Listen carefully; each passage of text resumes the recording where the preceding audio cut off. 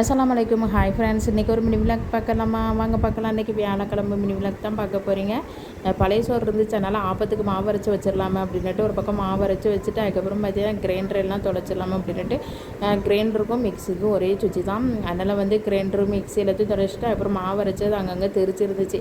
அதனால் எல்லாத்தையும் தொடச்சிடலாமா அப்படின்ட்டு சூப்பராக தொடச்சிட்டு அதுக்கப்புறம் கிரைண்டரையும் அதோட மிக்சியையும் தூக்கி வைக்கிறோம். அப்புறம் ஹச்சு பண்ணவரை பக்கத்தில் வந்துட்டு எங்கள் ஊரில் பெருநாளைக்கு காலையில் சாப்பிட்றதுக்கு இட்லி தான் வைப்போம். அதனால் வந்து நாளைக்கு மாவு அரைச்சிக்கலாமா அப்படின்ட்டு இட்லி மாவு நாளைக்கு தான் அரைக்கணும். அதுக்கப்புறம் இன்றைக்கி ஆப்பமாவை அரைச்சி வச்சாச்சு. அதுக்கப்புறம் கிரைண்டர்லாம் நல்லா க்ளீன் பண்ணியும் வச்சாச்சு.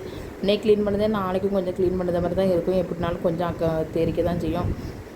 அதனால் ஒரு பக்கம் நல்லா தொடச்சி எடுத்துடலாமா அப்படின்ட்டு கிரைண்டர் நல்லா புதுசு போல் தொடச்சி எடுத்துகிட்டு அப்புறம் கிரைண்டர் இந்த இடத்த மாற்றி வச்சுட்டு அப்படியே அந்த கிரைனட்டுக்கல்ல தொடச்சிடலாமா அப்படின்ட்டு நல்லா பளபளன்னு தொடச்சிட்டு அப்புறம் கிரைண்டர் அதோட மிக்சியும் துடைக்கவும் ஸ்டார்ட் பண்ணியாச்சு. மிக்சி வந்து டெய்லி துடைக்க தான் செய்தேன், இருந்தாலும் கொஞ்சம் இந்த உள்ளே இருக்க கரை இருக்க தான் செய்யுது.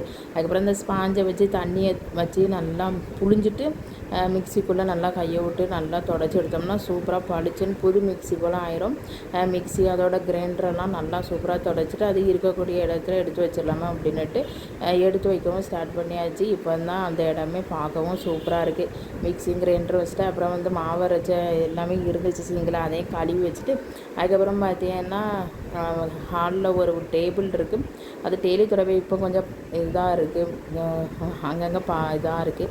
அதனால் அந்த பொருளெல்லாம் எடுத்து தூர வச்சுட்டு அப்படி வந்து அந்த டேபிளும் துடைச்சிடலாமா அப்படின்ட்டு இது எங்கள் தாத்தா பழங்காலத்து டேபிள்.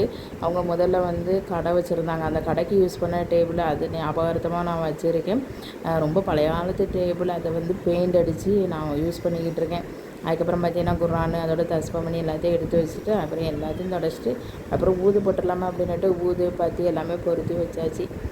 பொருத்தி வச்சுட்டு வீடே நல்லா மணக்க இருந்துச்சு. அப்புறம் பார்த்தீங்கன்னா இதுதான் நம்ம வீட்டு ஆட்டுக்குட்டியும் வந்துட்டு, அதனால் வந்து அதையும் கட்டி போட்டு அதுக்கப்புறம் டைம் ஸ்பெண்ட் பண்ணிக்கிட்டு இருந்தோம்.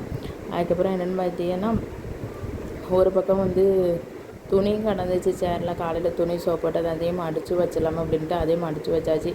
அப்புறம் மசாலா பொடி கரம் மசாலா தீர்ந்துட்டு பட்டை கிராம்பு ஏலக்காய் எல்லாமே காய வச்சுருந்ததை எடுத்துகிட்டு வந்து அதை பொடியாக்கிடலாமா அப்படின்ட்டு பெருஞ்சீரகமும் பட்டை கிராம்பு ஏலக்காயும் பொடி தெரித்து தனித்தனி ஸ்டோரேஜ் பாக்ஸில் எடுத்து வச்சிடலாமா அப்படின்ட்டு முதல்ல ரொம்ப ஹீட்டாக இருக்கும், அதை ரொம்ப ஆறின பிறகு அது மூடி வைக்க வேண்டியதான், உடனே மூடி வைக்கக்கூடாது. நல்லா ஆறின பிறகு அதையும் மூடி வச்சாச்சு. அதுக்கப்புறம் நம்ம வீட்டில் மத்தியானத்துக்கு வந்து சிக்கன் குழம்பு வச்சுருந்தோம். நைட்டு வந்து சாப்பாடு இல்லை, அதனால் வந்து சேமியாக இருந்துச்சு. அதை வந்து பல்லாரி தக்காளி பழம் மிளகா மட்டும் போட்டு உப்பு சேர்த்து ஒரு கிச்சடி எனக்கா ரெடி பண்ணிவிட்டு கோழிக்கறி சால்னா ஊற்றி சாப்பிட்டாச்சு ஃப்ரெண்ட்ஸ்.